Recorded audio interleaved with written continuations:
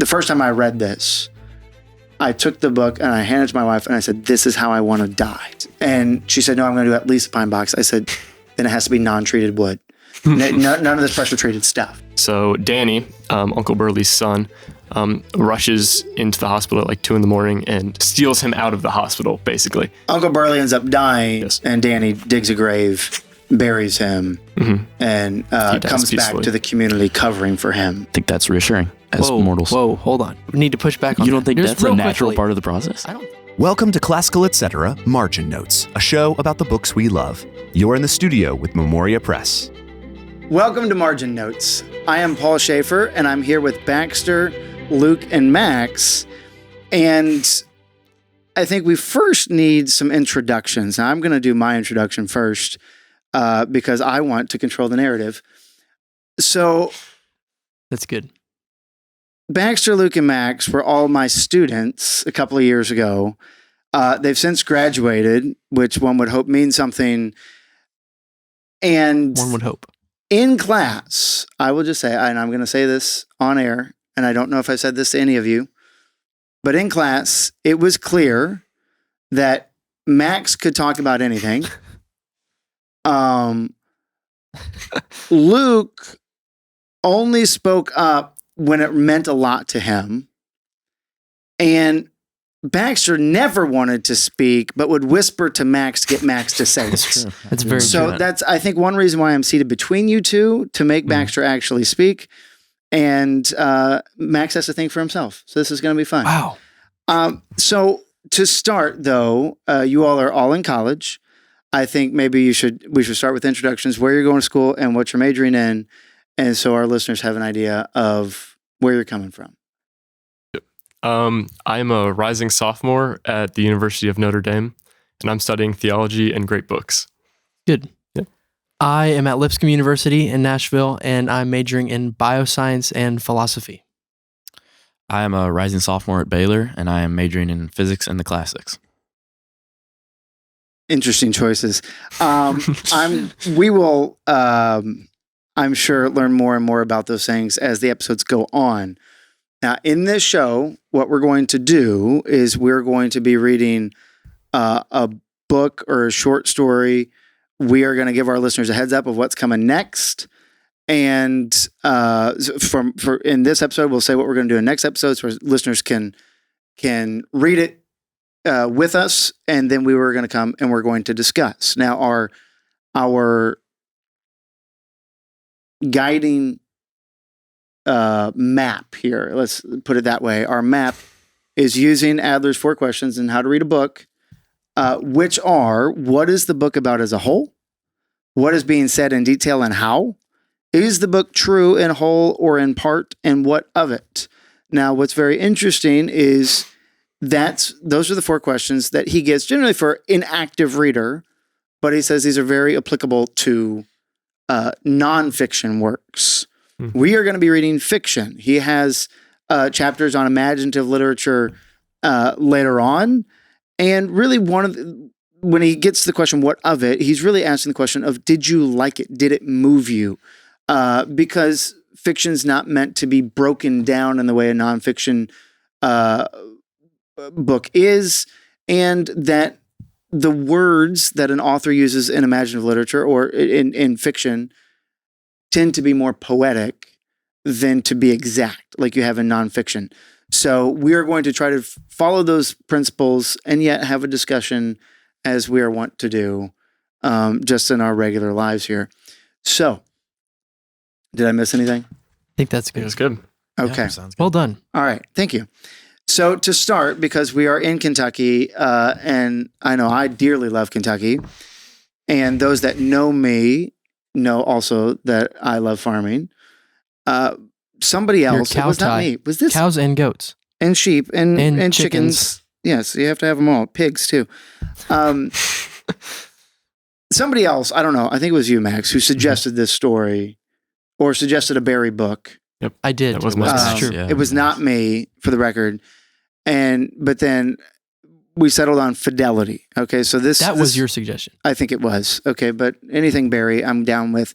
So this is Wendell Berry's short story. Now, this is in a book of short stories called Fidelity, but this is the title story, which is actually not at the beginning. It's later on it's a book of 5 stories, and it's the longest one by far.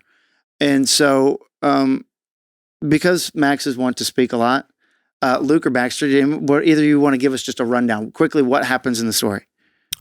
Sure. So basically, there's a big family who lives on a farm, and it's a whole working community, and they're all related to each other, but they work together kind of as one cohesive family unit. And kind of the father of this whole family, Uncle Burley, gets sick, really sick, and they decide to put him in a hospital. And soon after, they decide that maybe that wasn't the right decision. They're worried that he's going to die in the hospital. And they don't like that idea. So Danny, Uncle Burley's son, rushes into the hospital at like 2 a.m. and steals him out of the hospital, basically. And he brings him into the middle of the woods, and basically is with him as he dies in the woods on his farm.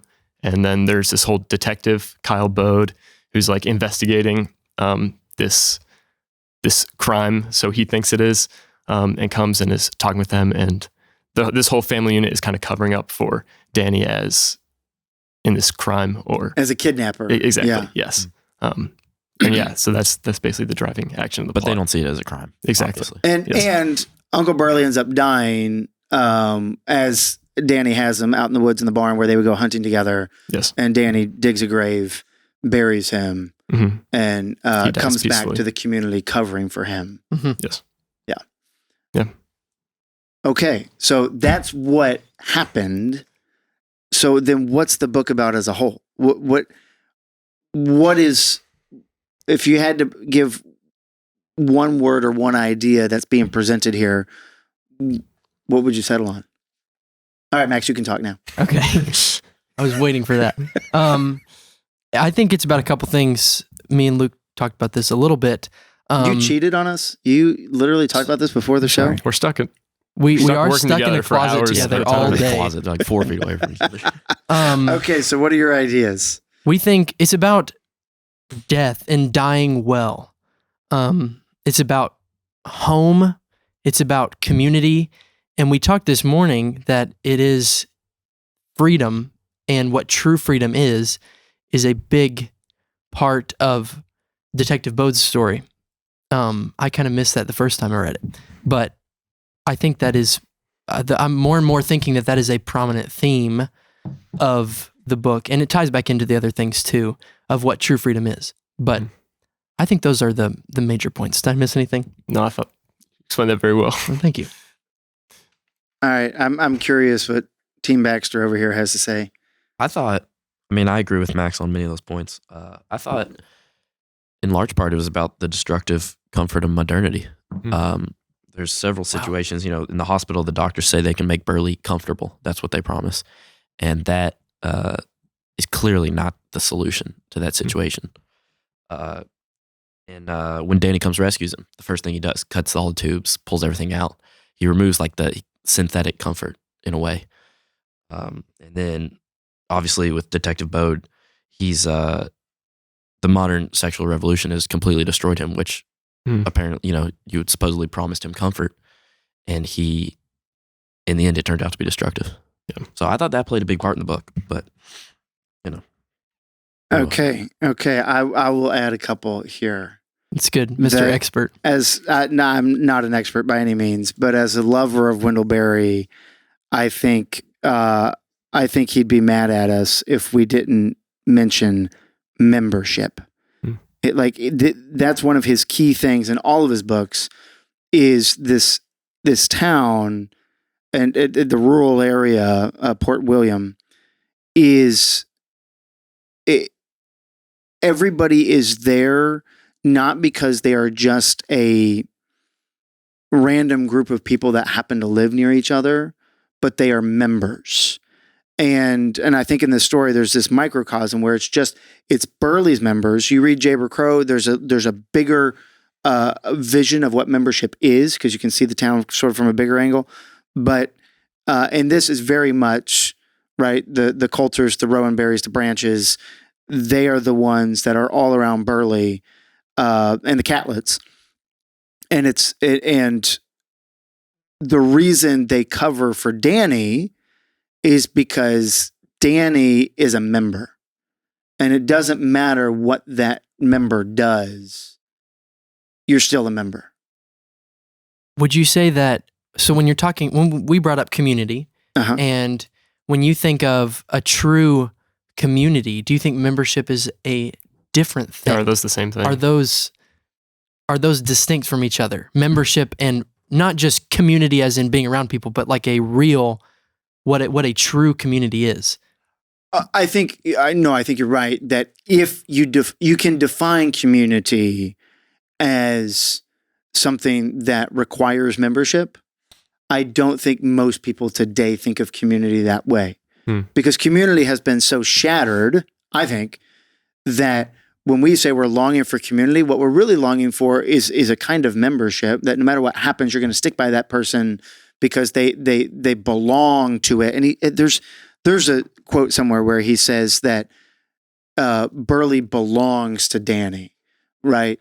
There's a belonging, but community in, I think, a modern sense is just sort of this loose association of persons. But I think in the deepest sense, yes. And actually, I had written down community and communion because communion is not only this association of persons, but they all act as one. And what I love about this story is nobody's really talking to each other. There's these real short phone calls that happen. Hey, Danny's gone. He said something about Indiana. Did he say anything else? Okay, no, we're good. Okay. Like it's that's the entire conversation. They all know exactly what the other person is going to do and what they have done. Yeah. That's right. They never explicitly say Danny went to the hospital to get Burley. They never tell each other that, but they just know. Well, the author tells you, right, we know exactly what happens, but Lyda, Danny's wife, and Hannah and Nathan, the cousins, they all know, but nobody, even when Danny gets up in the middle of the night to leave, it was... She says she smiles or something, right? She knows. Yeah, well, he does knows. say, I'm going to get him.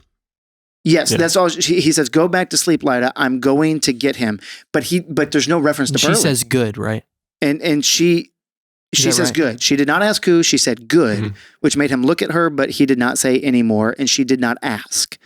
But it's not. He doesn't say, "I'm going to get Burley." Yeah, right. He just says, "I'm going to get him," and if anybody asks, I said something about Indiana. Like that's all he says. And everybody knows, but I think that's that's why I think it's about communion as well, because a community, and this is I think the spiritual aspect of human community is that it becomes a picture of the Trinity, which are distinct but one, and we can actually act as one when you get to that level of community. And it's a beautiful thing. And so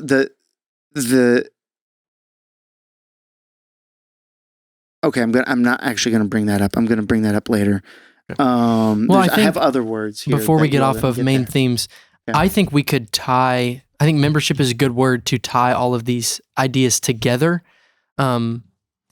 Just because when you think about membership and what a true community should be, that also is where one finds freedom. And that is where one finds home.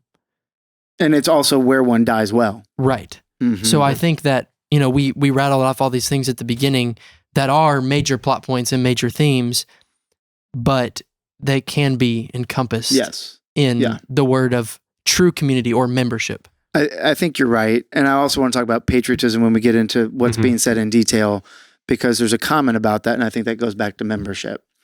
Okay, so we can I think we want to get into what's being said in detail and how. So if we're talking about membership, like what are those things, what are the details that stuck out to you that really made you go, oh, wow, like this is something profound that's being said?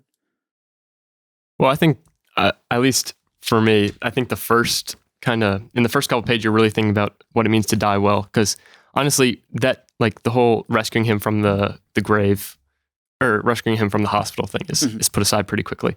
But I thought what was really interesting is in the first couple pages, you're thinking about, do you want to die in this hospital? What does that mean?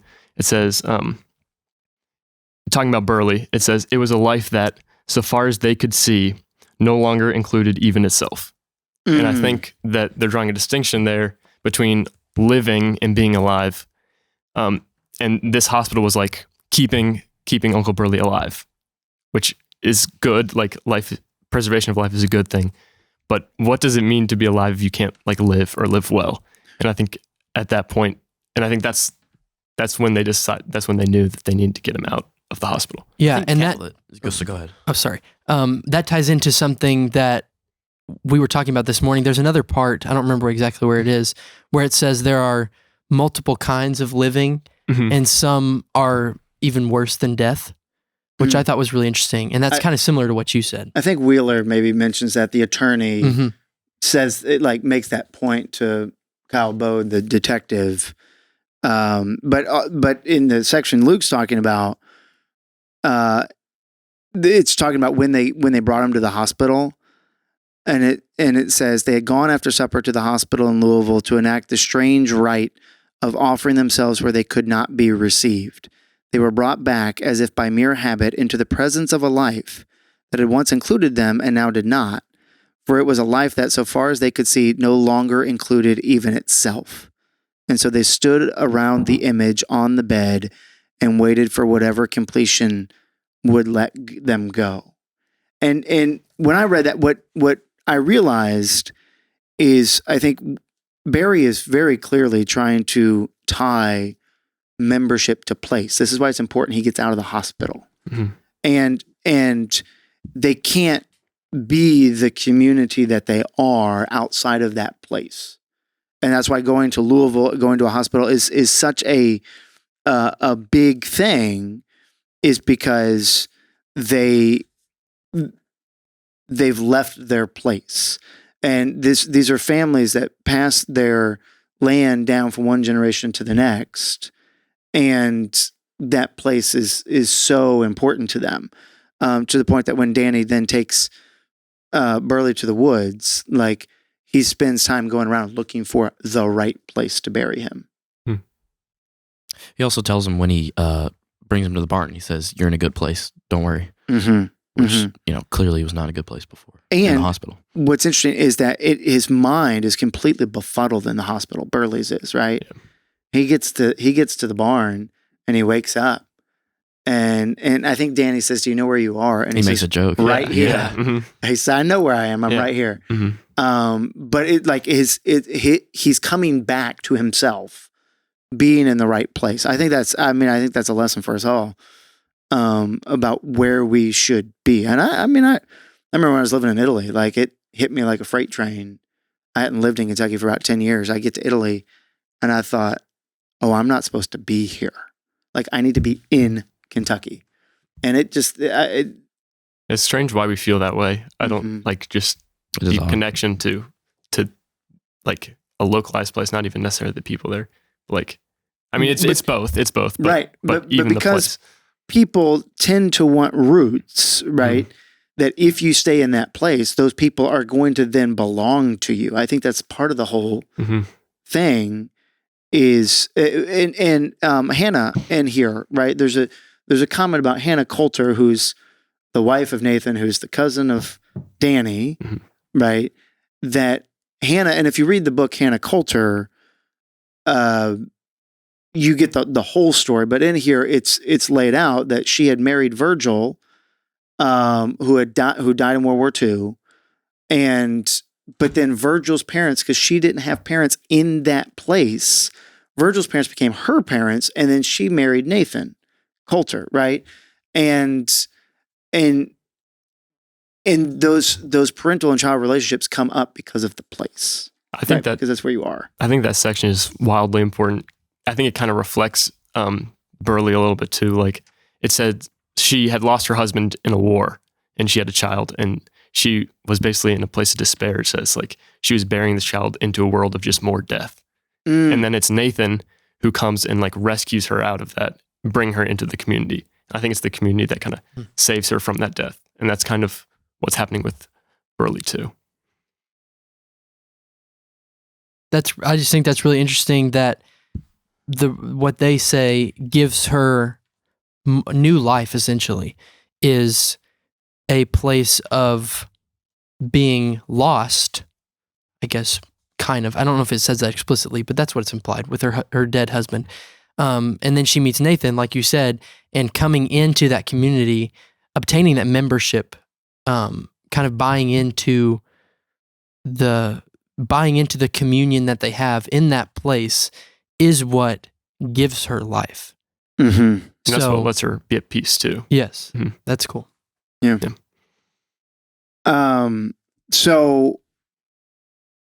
So at this point, right? I mean, I don't know if we want to go like chronologically through the book. I mean, we're just kind of having ideas as they pop into our heads, right? But actually, you mentioned the destructive comfort of modernity. Mm-hmm. If we're going to get into what's being said in detail and where did you see that? I saw it in several places. I mean, it's pretty obvious in the hospital. The doctors explicitly say, we don't know if we can cure him, but we can make him comfortable. And in this story, the hospital is like the bad place. Mm-hmm. So that's a pretty obvious association with comfort and the bad place. And then I think it's most explicit with Detective Bodie when he talks about how his life was just like 2 marriages, I think, were destroyed by his like the modern sexual revolution, which, I mean, obviously promised comfort, I'm sure. And he thought he would find comfort in that, and then it just wrecks his life. Yeah, I think that's, I don't know, I might just be drawing lines just to try and draw connections, but I think it's really interesting that the main antagonist, which is Kyle Bode, like I have pity for him. Like he wants to be this great detective, and he can't figure out a case. He's made fun of by his coworkers. I'm kind of rooting for him to figure this one out, but then they give an insight into his background, and it's like, this guy is not a good guy. And I think what's interesting is he has a lot of infidelity, and then that's why he can't understand the fidelity that they have to. Wow. Oh. Wow, we finally came to the title. That's impressive. I kind of want to push back on something you said. Do you think that he is the antagonist? I think that he is an image. I think that he's an image for the modern city life, which is, I think, the antagonist in this play. I agree. I think that the antagonist is the comfort of modernity, like Baxter said.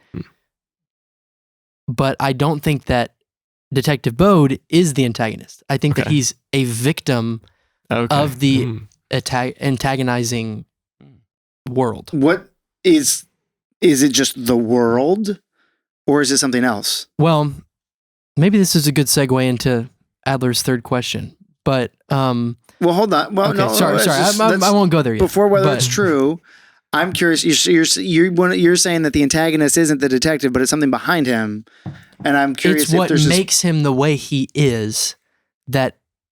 It's not a character. I mean, Organization of the world. Organization of the world. That's what the Catlett said, right? Right. He's a slave. He said you represent Organization of the world. Yeah, he's a slave to the what the world wants him to be and how the world defines freedom, and that's why Baxter said, or that was Luke that said that infidelity is where he looks for freedom because he wants to be free of obligation. But I mean, I guess now we need to discuss. Okay. When we get to the third question, we'll talk about that. So there's a couple of things here. One is to go back to the point about divorce with Kyle on, and this just realized my page numbers are not your page numbers, but page 147 of my book says that he was afraid for a while that she would divorce him, but when it became clear to him that she would not, he began to feel that she was limiting his development, and he divorced her in order to be free to be himself. And so, yes, I think you're right that this conversation about him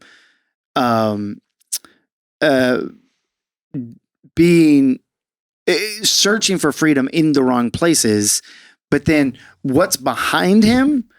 And this gets to my conversation about patriotism, actually, that I wanted to bring up, is that this is, I think this is Wheeler. This isn't Henry talking to, oh no, it is Henry. It is Henry Catlett. So it's the lawyer's son before he goes to the lawyer father. He says, at one point, Henry Catlett says, "I can't help you," to the detective. And the detective's reply is, "You mean that you, a lawyer, won't cooperate with the law of the state in the solution of a crime?" And the lawyer, Henry responds, "Well, you see, it's a matter of patriotism." And the detective says, "Patriotism? You can't mean that."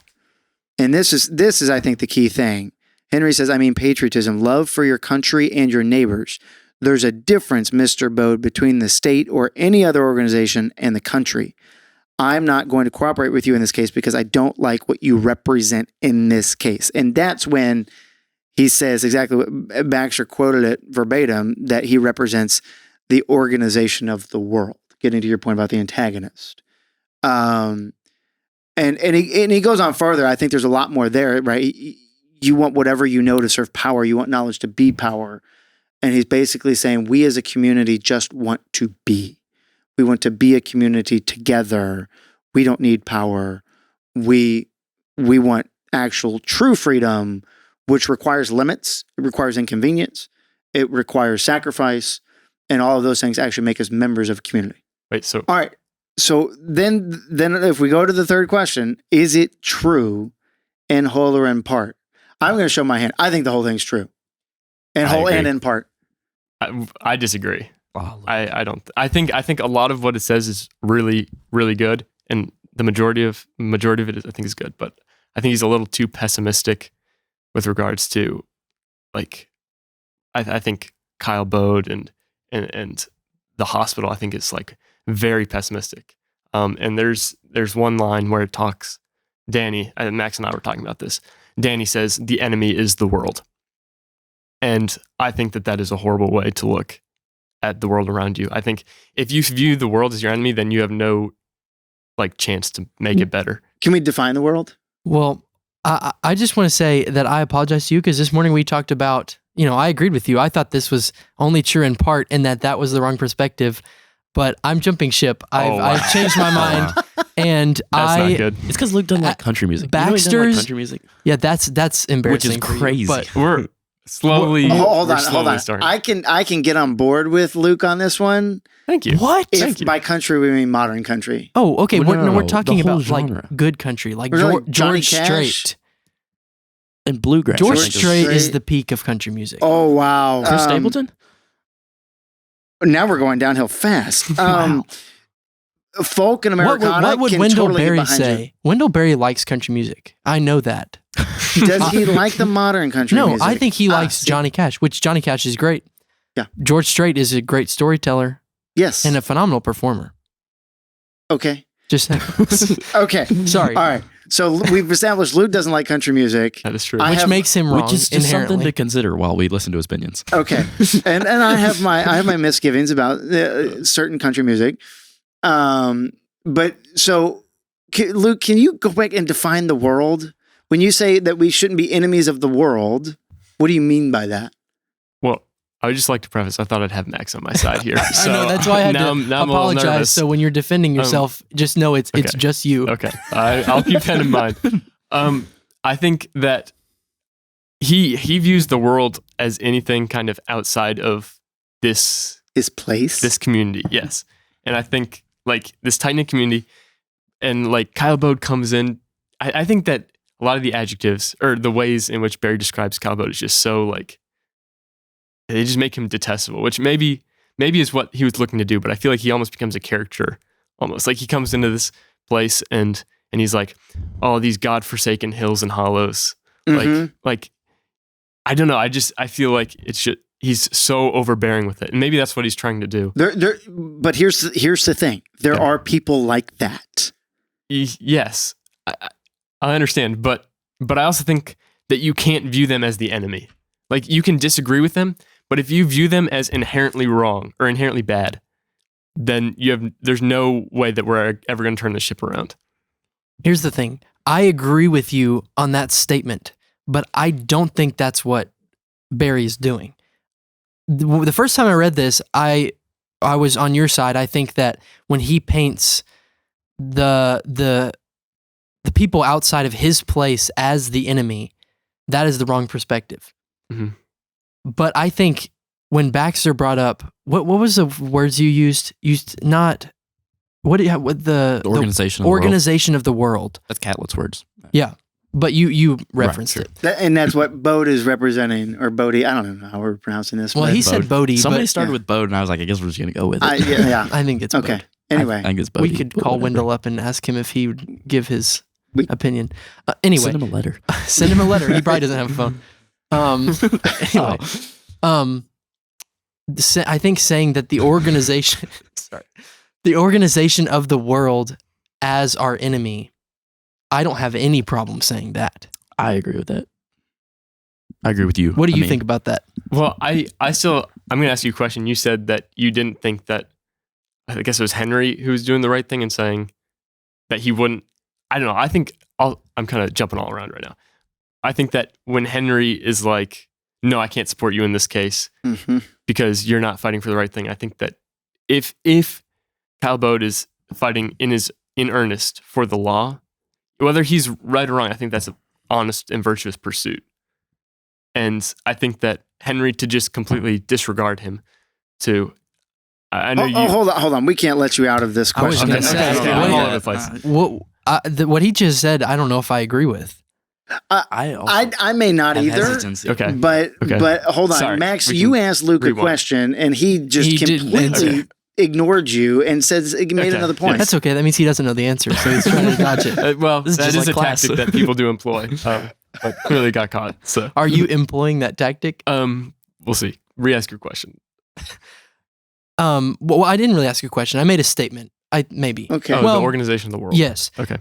Because I think when we read this and when we discussed it, we were thinking that Berry was writing the enemy of the story as the everyone outside of the community. Mhm.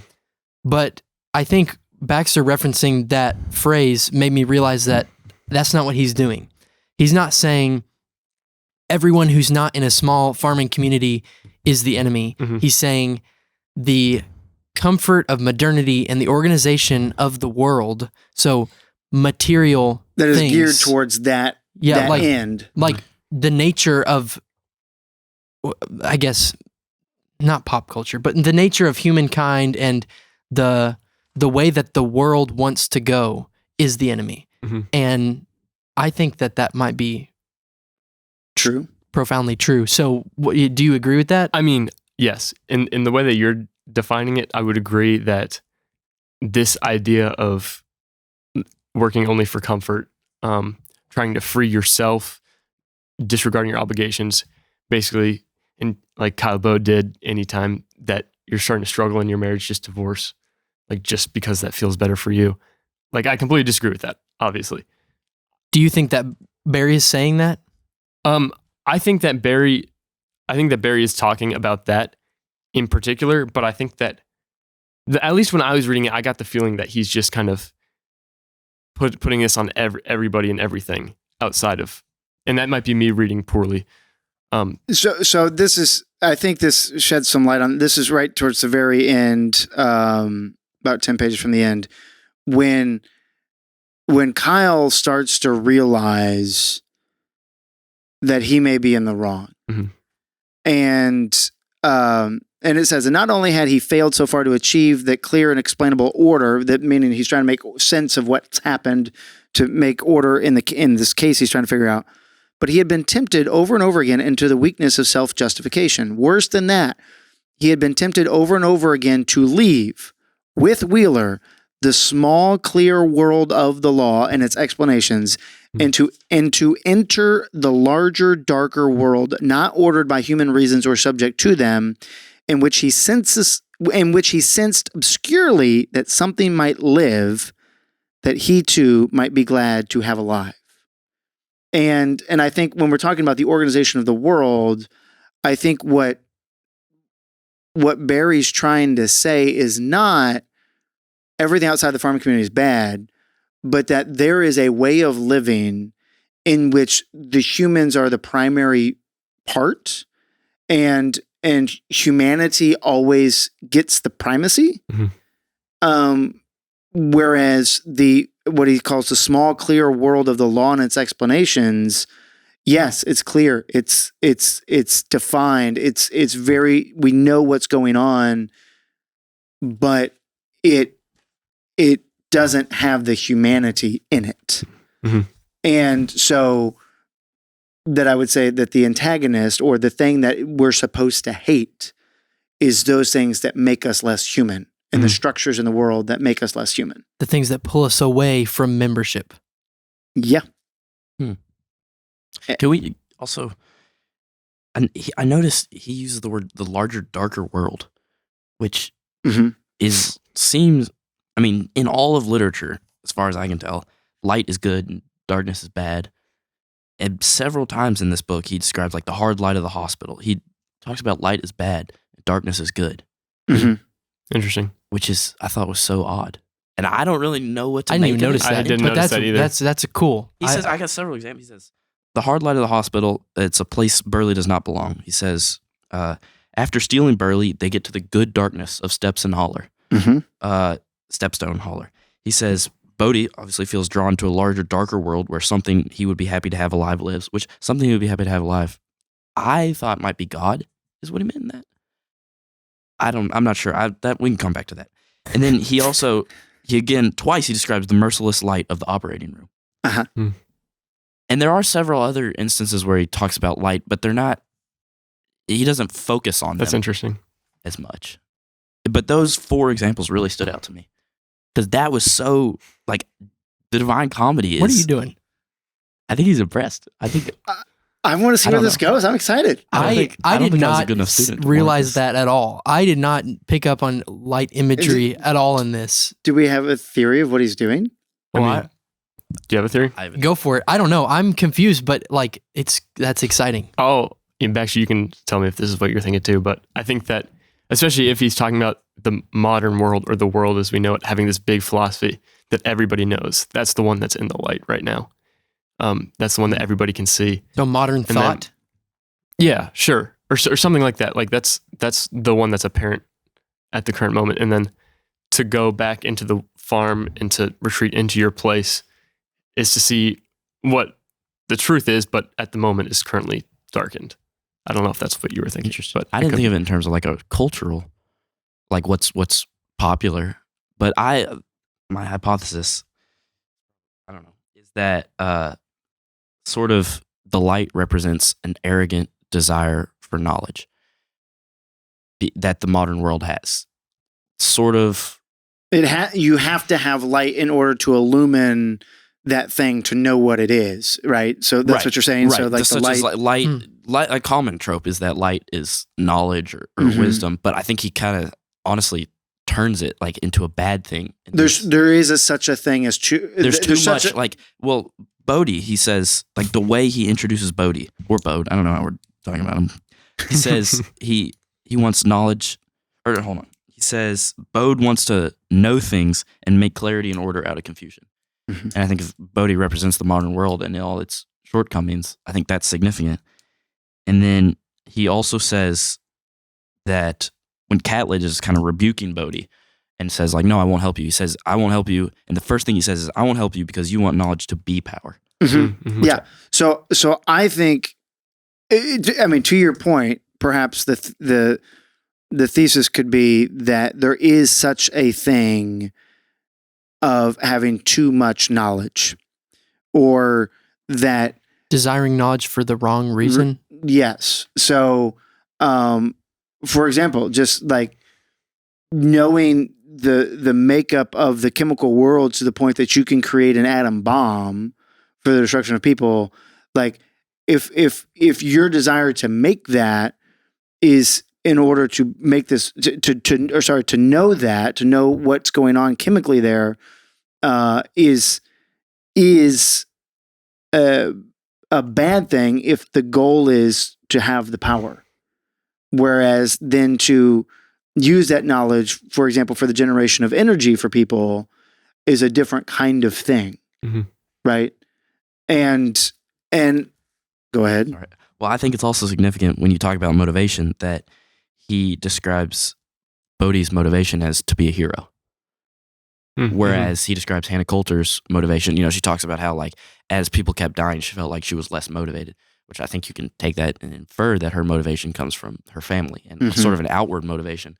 Whereas Bodhi, like, in his description is there was, I don't know, he says something like there was a motivation to be a hero. Mm-hmm. Mm-hmm. Significant. Yeah. And I think there's also tied into this lightness and darkness, the whole idea of the natural world, and that at 2 a.m. in the hospital, it really shouldn't be that bright, right? It's a never ending lightness. Whereas to go out in the holler and it be dark is appropriate. So there's an appropriateness that the community has because of membership. There's all of this is appropriate, but then when you get out of what's appropriate, you start getting either lightness or darkness at the wrong times, or in the wrong places. Mm-hmm. Because you think about that, like death. What is death? I mean, it's other things, but death is a coming of darkness, right? We talk about it often that way. And we put them in a grave, which is dark, but to have somebody die in fluorescent lighting does not seem to be appropriate. It is incongruous. I think is one reason this is happening in the story. I will say just that the first time I read this, I took the book and I handed it to my wife and I said, "This is how I want to die." I mean, I want to die on the farm. Put me in I told her the other day, I said, pine box. I said, actually, you don't even need a pine box. You just put me in the hole. Because like this, right? You put your stones, cover me over, put some flowers on me. I'm very, very happy. And she said, "No, I'm going to do at least a pine box." I said, "Then it has to be non-treated wood. None of this pressure-treated stuff. Like this is how I want to die and be buried." And then I had to go get my copy back from my mother because I said, this is how I want to die, Mom. Like this, I was so moved by it that, and I think for me, it all comes down to place.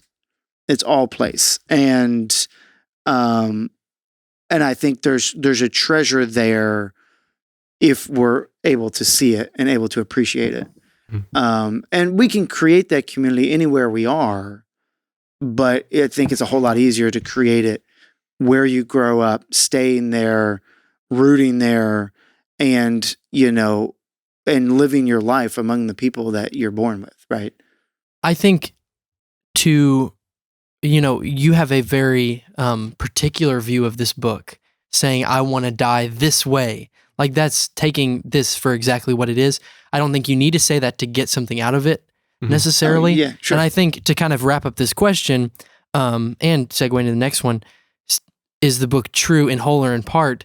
If we say that modernity is not the enemy, but it is the organization or pursuit of modernity for its own sake, like knowledge for power. Or progress for progress sake. Right. Mm-hmm. And then that would be prolonging of life. Well, yeah, prolonging of life for the sake of just staying alive and not membership.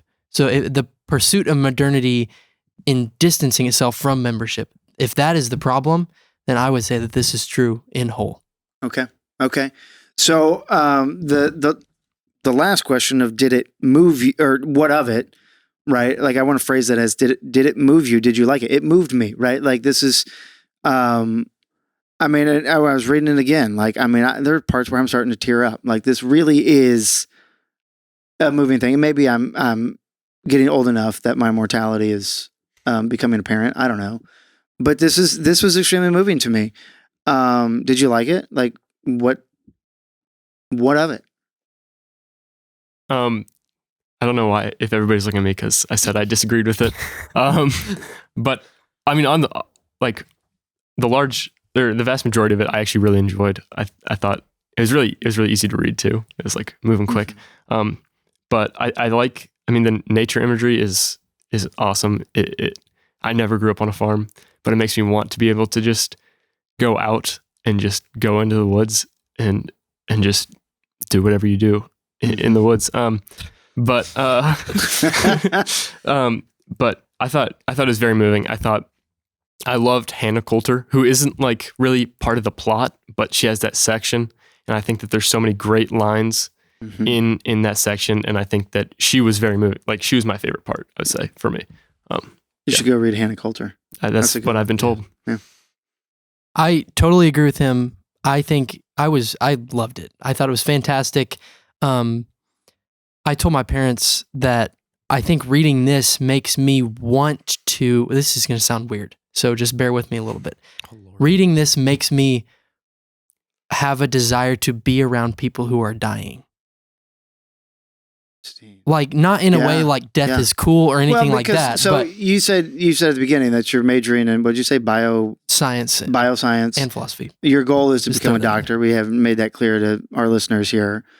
And so this is very interesting that you... Yeah, I was just talking, I think this makes me interested in like palliative care, like end of life stuff.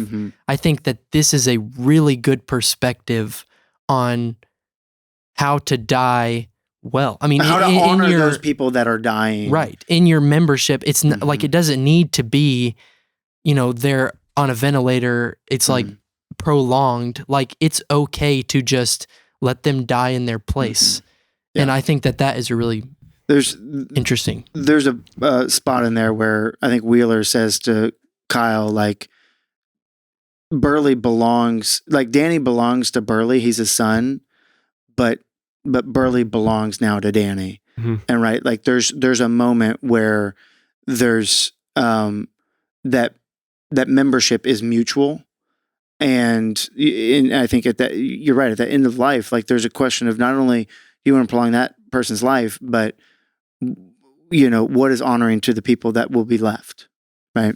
That's interesting. Baxter, did it move you? Yeah, I really liked it. I thought, and I guess that's not a very good answer. I thought that it kind of, similar to what Max said, it kind of put death in a natural.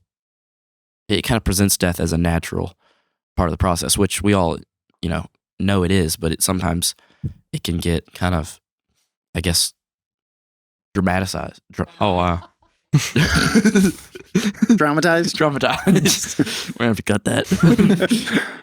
No, you can get that, and but in reality, it is a natural part of the process, and it's part of God's plan, and I think that's reassuring as mortals. Whoa, hold on. I think we need to push back on. You don't think death's a natural part of the process? I don't think death is a part of God's plan. Oh wow! You just said that. Wow! No, I'm not. We don't need to have a in-depth conversation about this. But I just think saying that death is inevitable for people is maybe the proper language in saying it's natural. I have a problem with saying death is natural. Are we needing to make a distinction between like pre-fall, post-fall? I mean, yes, maybe. Okay. Maybe we don't need to do this, but. Hopefully this series will go on long enough that we will get into some of those conversations. Apologies for the... Yes. Well, as I've said before, I had to say something. If only we could bring our cameras to our lunch breaks and the conversations we have there. I hope that this was good for everybody, that people have been able to pull something out of our conversation, if nothing else, to know that Luke is a contrarian. But next time we get together, we will be discussing Macbeth. That is correct. Yeah. And so come prepared, and it's going to be a very different flair, I think. And here we go. Start of the show. We've done one episode. Thank you, Paul. Come back for the next one. Thank you so much for joining us on this episode of Margin Notes. If you enjoyed this episode, let us know by liking this video or sharing it with a friend. And if you're not already, subscribe to the channel to stay in the loop when we post new videos. We're so glad you were here. Thanks so much for watching, and we'll see you next time.